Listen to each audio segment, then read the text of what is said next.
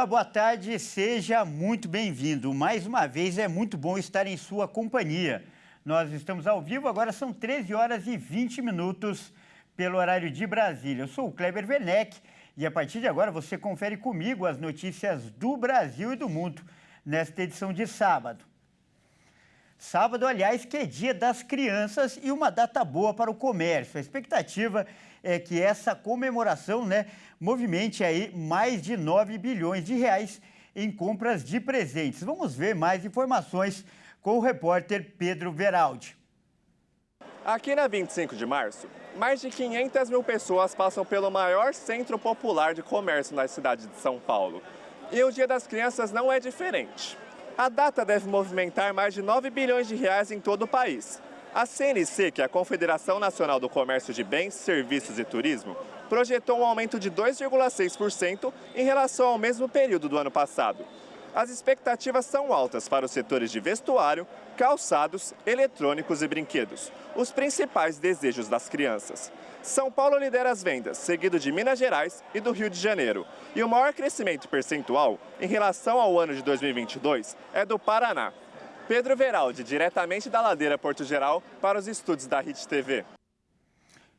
Olha, e o Dia das Crianças deste ano pode trazer um certo alívio para o bolso dos pais que buscam presentes para os filhos, mas isso vai depender da opção escolhida. Isso porque, enquanto os brinquedos e bicicletas estão mais baratos, videogames e livros ficaram mais caros. Segundo a Confederação Nacional do Comércio de Bens, Serviços e Turismo, a bicicleta, um dos presentes mais requisitados pelas crianças, foi um dos itens que mais barateou nos últimos 12 meses. A opção ficou 4,66% mais em conta. Os brinquedos também tiveram queda e ficaram 3% mais acessíveis. Uma opção mais tecnológica e atual é o celular. O aparelho telefônico ficou 6,41% mais barato no período. Quem prefere levar a criança no cinema também vai gastar um pouco menos do que no ano anterior. A opção ficou 6,54% mais em conta. Mas, se depois do filme a ideia for comer na rua, o lanche vai pesar mais no bolso do consumidor. O item teve alta de 5,61%. Para quem pensa em dar um livro, a opção não vai ser barata. O livro não didático foi o item da lista de presentes que mais encareceu. Quem pensa em presentear uma criança com um livro novo vai gastar 9,9% a mais do que no ano passado. Outro presente requisitado é o videogame. Para quem gosta de jogar, a notícia também não é boa, já que o console ficou mais caro nesse período, com uma alta de 4,84%. A data é a terceira mais importante para o comércio nacional, ficando atrás apenas do Dia das Mães e do Natal no volume de vendas. E para falar mais sobre esse assunto, nós vamos conversar agora com uma especialista. Nossa convidada é a psicóloga Lívia Esperandio. Está aqui ao meu lado, já no estúdio. Lívia, seja muito bem-vinda aqui ao nosso jornal para falar desse assunto que interessa para todas as famílias, E a gente viu aí o preço dos brinquedos. A bicicleta e os brinquedos tradicionais estão mais baratos, ou seja, entende-se que a procura esteja menor. Por outro lado, a gente pôde ver aí na reportagem que os games estão mais caros. Isso já mostra um comportamento diferente dessa nova geração? Mais uma vez, boa tarde. Boa tarde, tudo bem? Isso, mostra um comportamento preocupante, na verdade, Porque aumentou muito o número de acesso a telas das crianças e, com isso, na psicologia, a gente tem se preocupado muito com isso porque acarreta em vários fatores que prejudicam o crescimento dessa criança, tanto cognitivo, quanto comportamental, quanto social também. As crianças elas estão tendo problemas até de se comunicar, como se comunica, tendo problemas na escola e aquela dependência que ela tem do celular. Então, ela está esquecendo um pouquinho os brinquedos que, pra gente, antigamente eram rotineiros e a gente gostava muito porque elas têm muito acesso fácil ao telefone celular. Certo, Lívia. E olha só, a gente viu aí que hoje em dia o mercado oferece muitas opções. Então, qual deve ser a preocupação dos pais na hora de escolher um brinquedo. Eu digo a preocupação educativa. Por exemplo, armas de brinquedo. Está muito na moda aquelas armas em gel. Quais os critérios, as preocupações que o pai deve ter na hora de escolher um brinquedo? Na verdade, a criança ela deve ser criança sempre. Então, o brincar para a criança tem que ser pé no chão, se sujar. Quanto mais a criança, aqueles brinquedos de antigamente que a gente brincava, carrinho e brincava na rua de jogar bola, são os brinquedos melhores para as crianças, que vão dar mais suporte para elas crescerem de uma maneira saudável. Então, sempre os brinquedos mais simples são os melhores para as crianças.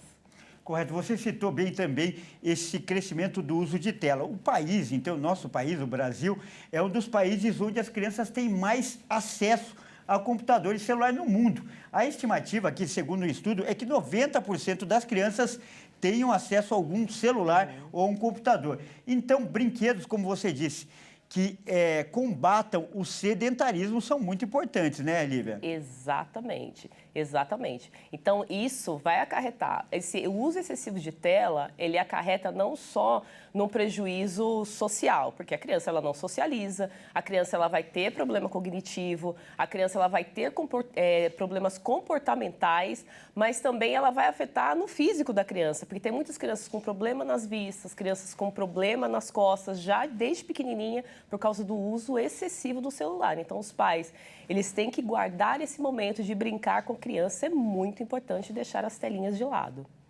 Olha, você falou uma coisa fundamental, a presença dos pais, do pai ou da mãe, ou dos dois de preferência. Esse é sempre o melhor presente, independente de famílias mais ricas ou aquelas que nem tenham tanta condição. Mas um presente que não tem preço é esse, né, Lívia? Queria que você falasse bastante disso. O melhor presente para as crianças, no Dia das Crianças, é a presença dos pais. Então, estar com os pais, conversar com os pais, estar sempre com eles, é o melhor presente que os pais podem dar para as crianças todos os dias, não só no Dia das Crianças.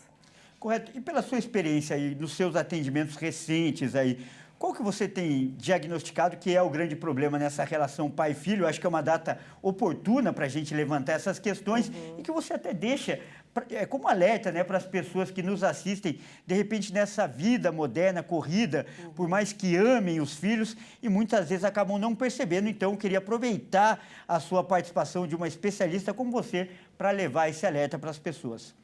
Então, o importante é a presença dos pais. Então, a criança ela é um ser que ela vai agir conforme o comportamento de quem está do lado dela. Se ela está numa família que todos tocam um instrumento, essa criança vai trocar um instrumento. Se essa criança está numa família que todos gostam de futebol, ela vai gostar de futebol. Se ela está numa família que deixa a criança de lado e fica com a mão no celular e não liga, essa criança vai ser da mesma maneira. Então, a presença dos pais, ela é fundamental. Brincar com os pais, brincar no chão, levar no parque, é o melhor presente, é o melhor brinquedo, é a melhor coisa que os pais podem fazer com os filhos, é a presença dos pais. Tá certo, então nós acabamos de conversar com a psicóloga Lívia Esperandio. Ela está aqui ao meu lado e trouxe aí essas dicas, essas orientações muito importantes. Muito obrigado pela sua participação. Kleber. Obrigada para todos. Olha só, a gente continua, né, falando aí de criança, de infância, mas agora com um alerta muito importante. A cada 13 horas, né, aliás, a cada 13 horas, isso mesmo, vou corrigir aqui, a cada 1 hora, 13 crianças são internadas por causa de acidentes domésticos, olha só.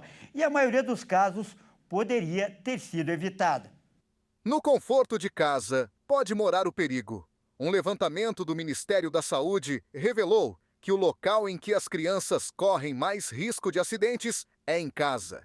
Quedas, queimaduras, choque, afogamento, cortes e intoxicação são algumas das causas da morte de crianças entre 0 e 14 anos. Segundo o Ministério da Saúde, em 2022, acidentes domésticos provocaram mais de 8.000 mortes de crianças e adolescentes. Em média, no Brasil, 13 crianças são internadas por hora, vítimas de acidentes domésticos, que em sua maioria poderiam ser evitados com simples medidas preventivas. A infância é uma fase de desenvolvimento e descobertas que inclui o desejo de experimentar novas sensações. Muitas vezes, o fato de estarem mais independentes, os pais os deixam mais livres, o que pode ser um erro. Em São Paulo, somente no primeiro semestre do ano passado, as quedas acidentais lideram o ranking de prontuários, com mais de 4.000 atendimentos. Em seguida, apareceram queimaduras, afogamentos e intoxicações acidentais. Mas é possível evitar alguns desses acidentes com ações simples dentro de casa, como colocar telas de proteção em janelas e sacadas, vedar tomadas com protetores ou fitas isolantes, não deixar fios soltos pela casa, manter medicamentos e produtos de limpeza longe do alcance das crianças, colocar protetores nos cantos dos móveis e cercar piscinas e outros recipientes com água.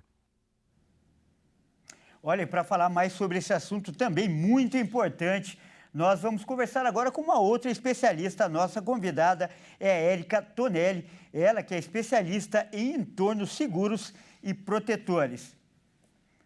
Boa tarde, Érica. Seja muito bem-vinda ao nosso jornal nesse dia aí especial para tratar desse assunto, né, Érica?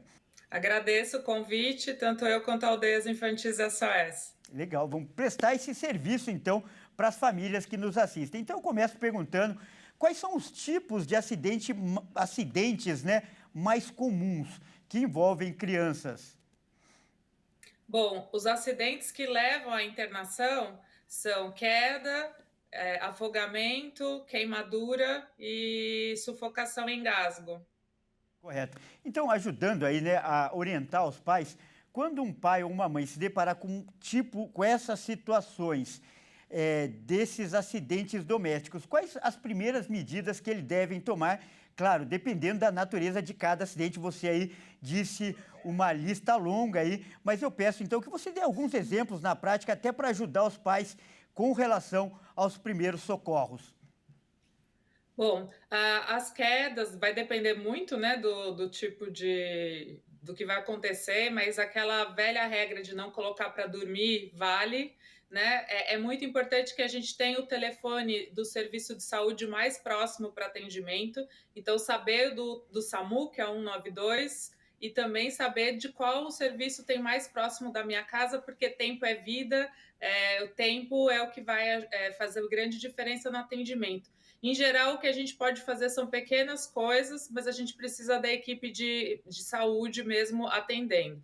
No caso de intoxicação, a gente ouve muito dizer que dê leite, dê água, já ouvi dizerem até farinha. Não dê nada, não dê nenhum tipo de bebida. O que tem que fazer é ligar para o SAMU, descobrir o que foi que intoxicou a criança, levar a embalagem do produto junto, ou ligar para o Centro de Informações Toxicológicas também da cidade. No caso da sufocação, o ideal, mas infelizmente no nosso país a gente ainda não tem essa cultura, é que todos tenham o curso de primeiros socorros, né? Então, no caso da sufocação, é fazer aquela manobra mesmo, né? Que você dá 5 batidas nas costas da criança para que ela tenta expelir e faça aquela manobra, né? Que a gente vai apertando acima do umbigo até que a criança expila o que está entupindo, né, tá na traqueia ali, atrapalhando a respiração. Então, essas são algumas dicas, mas a dica principal é chamar a equipe de saúde. E, Érica, com a sua experiência, eu queria que você falasse também de alguns comportamentos do dia a dia que as pessoas devem prestar atenção, né? Dicas simples que podem evitar muitos acidentes, pela sua experiência e pelos casos que você já acompanha. Principal é, sim, os pais, os cuidadores terem informação. Eu acho que a informação faz toda a diferença. É a gente se antecipar aos acidentes, né? Os acidentes podem ser evitados em 90% dos casos com medidas muito simples. Então, olhar a casa e ver quais são os pontos que a criança pode estar ali se machucando, que pode subir, que pode cair. Nunca estar com a criança na cozinha, né? A cozinha é o grande ponto de queimadura que nós temos na casa, então sempre tem muitos acidentes. ver onde estão as facas, os objetos cortantes, não cozinhar com criança no colo, que é coisa que a gente acaba fazendo na correria do dia a dia. Cozinhar sempre com as panelas nas bocas traseiras e com os braços das panelas para dentro, né? Então, é sempre importante a gente tentar se antecipar. Então, a criança é curiosa, a criança é inquieta, eles estão no momento de descoberta, eles querem brincar, então cabe a gente tentar olhar aquele espaço, vai sair, vai na casa de alguém, fazer quase que um mapeamento de risco. Né? E mesmo nos espaços, né, abertos, como os parques, ver o estado de conservação dos brinquedos, ver se tem qual tipo de brinquedo que a criança pode ter acesso de acordo com a sua idade. Então, são muitas dicas, mas é esse olhar mais atento e qualificado dos pais e dos cuidadores que faz a diferença. Muito interessante essa questão que você colocou agora, os pais, essa responsabilidade dos pais de fazer o gerenciamento de riscos. E por isso eu vou deixar uma pergunta até, vamos dizer, conceitual para você falar para os pais agora. Você deve ter ouvido muito ao longo da nossa vida, a gente ouve que criança tem que cair, criança faz parte do processo de evolução até essas brincadeiras e esse risco. Mas até onde vai a superproteção ou o preparo para a vida, o preparo físico até? É difícil estabelecer esse conceito que varia, claro, de família para família, de pai para pai. Então eu quero ouvir a opinião de quem é especialista no assunto como você. Essa pergunta é perfeita, né? Eu sempre brinco que em nenhum momento eu estou dizendo para passar as crianças em plástico bolha, né? Para que não aconteça nada com ela, não é isso que a gente está dizendo. Realmente a criança aprende através da experiência, mas a gente também tem que superar uma coisa que é cultural do nosso país, que é aquela questão da infância de sobrevivência. Então, é isso que você falou. Eu caí ali e sobrevivi, estou aqui para contar a história. Né? Eu sou uma que engasgou com aquela bala soft e estou aqui para contar a história. Mas não precisava ter passado por isso. Né? Então, o que a gente diz deixa a criança brincar, a criança precisa de natureza, precisa se sujar, quando está aprendendo a andar vai cair, mas que caia num piso que não vai trazer um acidente grave e ela vai ter que ser internada, né? Que ela vai andar de bicicleta, mas ela esteja com capacete. Então, a ideia é que a gente pense no cuidado, mas é esse cuidado da atenção, da proteção, e não da superproteção. Olha, Erika, você falou aí da bala, até deu um aperto na garganta, porque eu também já engasguei com essa bala aí. Eu agradeço muitíssimo a sua participação. Tenho certeza que essas dicas foram um presente para os pais no Dia das Crianças. Muito obrigado. Eu que agradeço. Até mais. Grande abraço. Olha só, a gente muda de assunto agora para falar que um helicóptero do Corpo de Bombeiros de Minas Gerais caiu, isso após participar de buscas por um outro avião monomotor que também havia caído no distrito de Ouro Preto. A aeronave levava 6 pessoas e ninguém sobreviveu. Segundo informações do Corpo de Bombeiros, o helicóptero caiu bem próximo ao local da queda do avião. A equipe tinha acabado de atender a ocorrência do acidente com o avião agrícola, em São Bartolomeu, no distrito de Ouro Preto. Nesse caso, a vítima foi o piloto, que também morreu. Depois de prestar socorro, o helicóptero Arcanjo 4 decolou, mas não chegou ao destino final. Após 12 horas de buscas, os destroços foram encontrados em uma serra da cidade. Das 6 vítimas, 4 eram bombeiros, um enfermeiro e um médico do SAMU. Os corpos foram achados próximo ao local do acidente.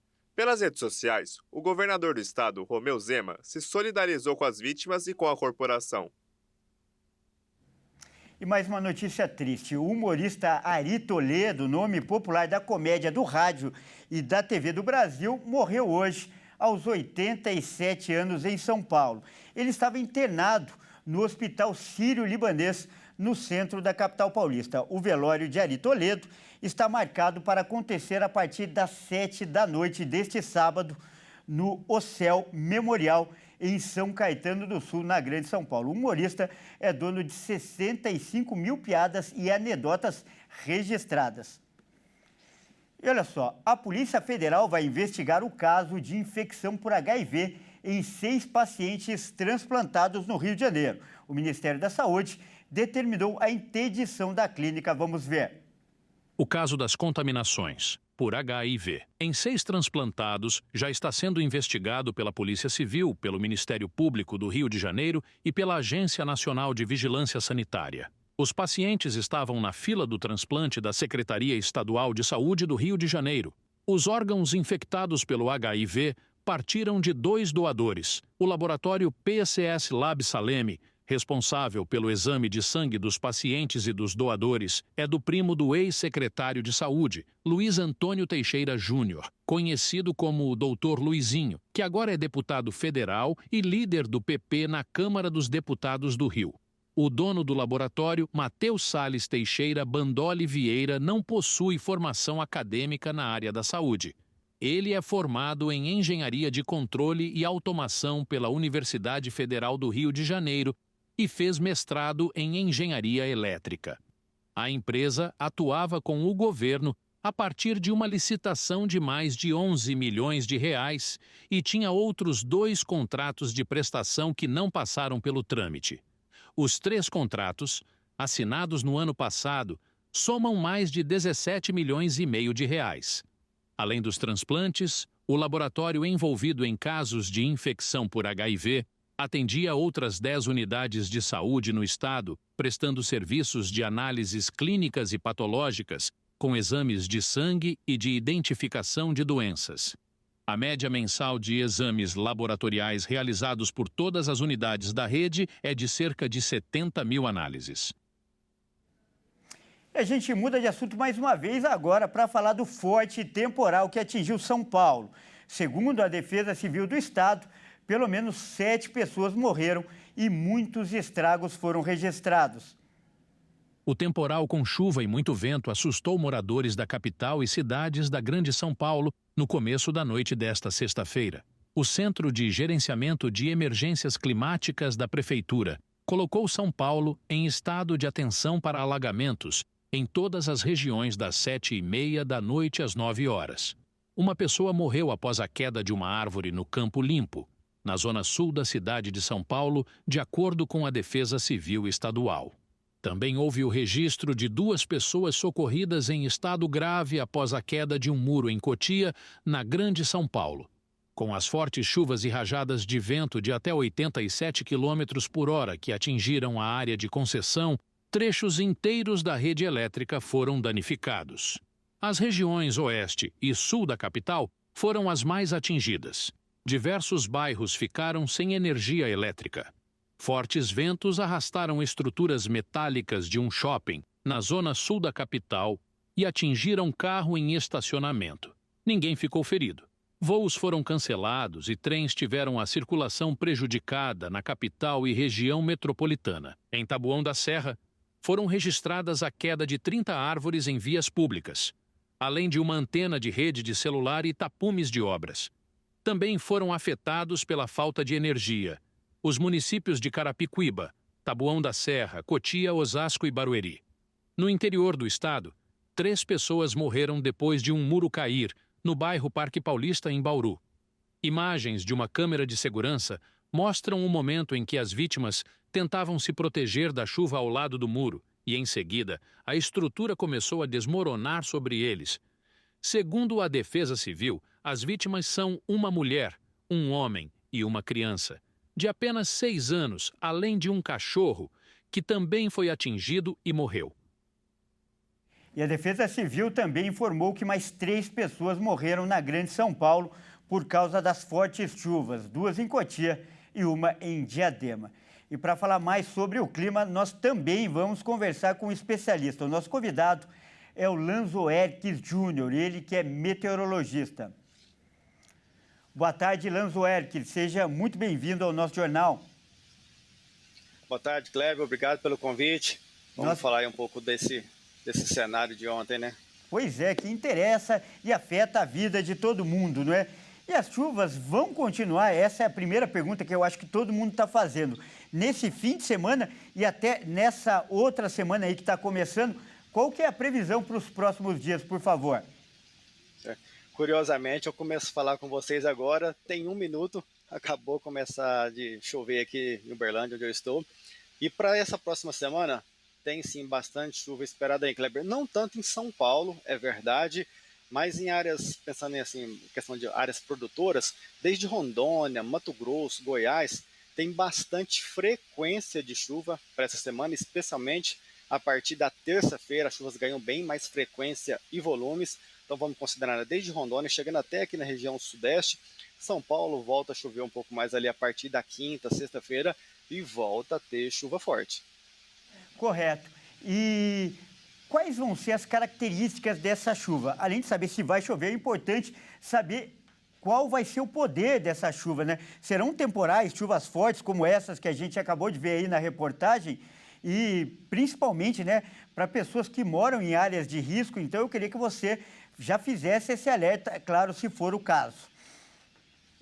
Obrigado por essa pergunta, Cleber, porque eu ia mencionar, porque a partir de quinta, sexta, boa parte de São Paulo, áreas ali de divisa com São Paulo e Rio de Janeiro, a gente sabe das condições que ocorrem ali por conta da questão de relevo, as áreas de ocupação, tem condições para chuvas volumosas, ou seja, chuvas que podem ser intensas, um volume mais elevado num curto espaço de tempo, que chega nessas áreas mais de serra, tanto do sul de Minas Gerais, Rio de Janeiro, São Paulo, especialmente entre a quinta-feira e o domingo. Então ali é um cenário que a gente já começa a ficar um pouco de olho. É claro, normalmente essa questão desses problemas são mais voltados ali para dezembro, janeiro. Estamos aí em outubro e vamos para um final de semana da semana que vem, ou seja, ali para o dia 19, dia 20, que tem esse cenário favorável. Olha, e junto com as chuvas também deve esfriar, as temperaturas devem cair, melhor dizendo. E outro efeito colateral que eu quero perguntar também, os ventos também devem ficar mais fortes? Pode acontecer sim. No caso de ontem, inclusive em São Paulo, lá na estação meteorológica de Interlagos, chegou a registrar 107 km por hora. Quebrou o recorde registrado em São Paulo, que era em 103 km registrados em novembro do ano passado. Então, esse é um aspecto que também chama atenção. Outras áreas também tiveram vento forte em São Paulo, em Barueri, no Mirante de Santana, que é a principal estação meteorológica de São Paulo, 74 km por hora numa rajada. Isso já é muito forte, sem falar dos volumes de chuva também. Agora, sobre a frente fria, se tem alguma coisa nesse sentido, para a semana que vem, até que não. Tem as áreas que vai ter um pouco mais de frequência de chuva por conta da formação de nebulosidade, acaba, né, refletindo essa radiação, voltando ela para o espaço, aí não esquenta tanto durante a tarde. Mas olha só, entre hoje e até terça-feira, ali nas áreas do Matopiba, Maranhão, Piauí, Tocantins e na Bahia, ali vai ficar bem quente, com máximas próximas dos seus 40 graus e a umidade vai ficar mais baixa. Mas aí a partir de terça e quarta-feira essa chuva volta, que é esse cenário que eu mencionei. E aí em relação à frente fria, se tem uma diminuição mais forte de temperatura, não tem um cenário assim esperado ainda para a semana que vem. Nas áreas mais de serra, imaginando ali entre o norte gaúcho e Santa Catarina, as mínimas são realmente já mais baixas, mas estamos falando algo ali na casa dos seus 10, 9 graus, então não tem uma frente fria para pensar, nossa, algo muito chamativo em termos de diminuição de temperatura para a semana que vem. Não, para quem está mais ali na região litoral de São Paulo, Rio de Janeiro, ali acaba até ficando um pouquinho mais fresco por conta de ter mais nebulosidade, tem chuva, mas é aquela coisa mais na casa dos seus 15, 16 graus, 17, não tem aquele frio forte para a semana que vem, tá? Correto. Nós acabamos de conversar com o Lanzoerte Júnior, ele que é meteorologista. Muito obrigado pela sua participação. Imagina, disponha, estamos à disposição. Grande abraço. E olha só, hoje, né, nós vamos receber aqui no nosso jornal uma convidada muito especial, e, aliás, não está sozinha, e eu vou mostrar para vocês agora. Olha só, a gente pode ver aqui, olha só como está colorido agora o nosso estúdio, isso porque está aqui ao meu lado a tia Ju, que, aliás, não está sozinha, como eu disse, ela que é líder do Ministério Crianças que Vencem da Igreja Internacional da Graça de Deus. Seja muito bem-vinda, eu quero dizer que é um prazer recebê-la aqui. Peço, então, para você também apresentar os seus pequenos companheiros aí, por favor, tia Ju. Olá, Cleber, olá a todos de casa. Estamos muito felizes e honrados, né, com essa família HIT, que está aqui com as portas abertas para nós. E nós estamos muito felizes, né, gente? Eu vou apresentar para vocês. Na verdade, eu vou deixar eles falarem, viu? Seu nome e a idade. Meu nome é Davi, eu tenho 9 anos. Meu nome é Teodora, eu tenho 10 anos. 11. Como que é o nome dela? Teodora. Teodora, é. Nós já estamos em ritmo de festa já, Kleber. É mesmo? Porque me conta, por Porque favor. logo mais, às 16 horas, ali direto da nossa sede, na Avenida São João, número 791. Vou repetir, ó, às 16 horas, um pedacinho do céu será para abençoar a vida de todas as nossas crianças. Nasceu no coração de Deus e é realidade. Nós já estamos com os corações aquecidos, cheios dessa presença para abençoar as crianças.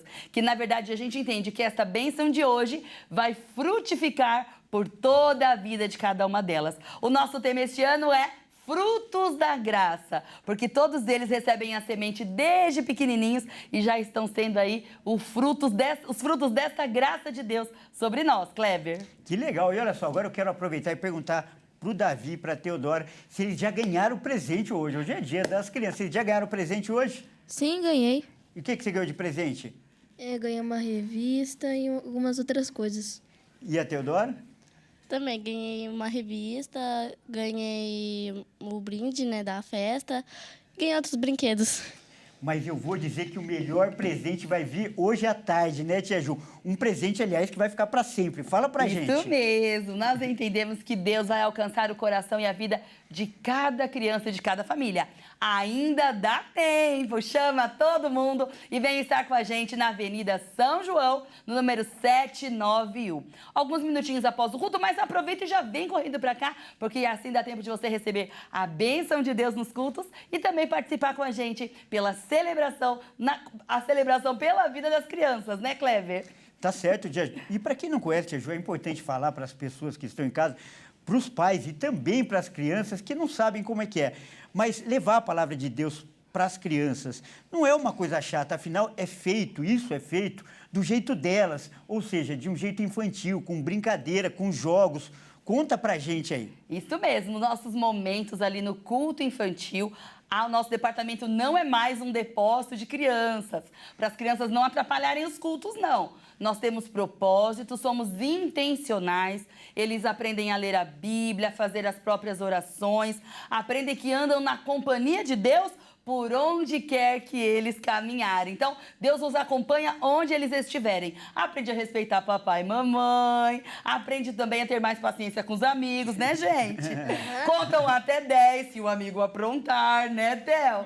E dessa forma, a gente entende que a maneira de criança, todos eles têm livre acesso à mesma salvação, porque a salvação é plano de Deus para toda criatura, inclusive para os pequeninos, Kleber. Então, para finalizar, eu quero perguntar para os dois aí, para o Davi e para a Teodora, se eles gostam de ir na igreja e o que eles mais gostam de fazer na igreja. Eu gosto no dia na igreja e também eu gosto de quando a gente está na escolinha, a gente faz lição, a gente aprende o povo da palavra e outras coisas. Legal. E a Teodora? Eu gosto de ir na igreja porque eu converso com as amigas, brinco, vou pra escolinha, faço o dever, eu gosto muito de escrever, né? Daí eu fico escrevendo, né? Que vocês pedem, daí eu escrevo. Daí é por isso que eu gosto. Olha, Teodora, eu vou falar que você já fala que nem pastor, hein? Você já tem esse chamado aí, hein, Tia Ju? Eu tô vendo aqui, ó. Receba a unção da pastora Teodora aqui, viu? Tia Ju, então, para finalizar, faz novamente o convite aí para as pessoas que nos assistem. Não fique de fora. Você também é fruto dessa graça salvadora de Deus. Vem estar conosco às 16 horas na Avenida São João, no número 791. E na oportunidade também dizer que o nosso departamento Crianças que Vencem é a igreja da sua criança. Venha para que vocês sejam abençoados e as crianças também. Tá certo. Muito obrigado. Essa edição fica por aqui. E como hoje é dia das crianças, nós vamos encerrar aí com as nossas imagens, a nossa equipe que trabalhou hoje. Afinal, todo mundo já teve infância. Ótima tarde, até mais.